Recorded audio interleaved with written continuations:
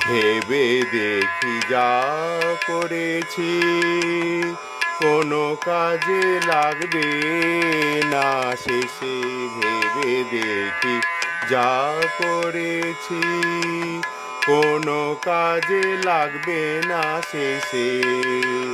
মরণকালে ধুলি ছাড়া রবে না তোর কিছু শেষে। তাই তো বলি ও মা শ্যামা, আমায় চরণ ছাড়া করিস নে মা। আমি অনেক দেখে অনেক শুনে তোর চরণের সার জানিলাম, চাওয়া পাওয়া যা কিছু মোর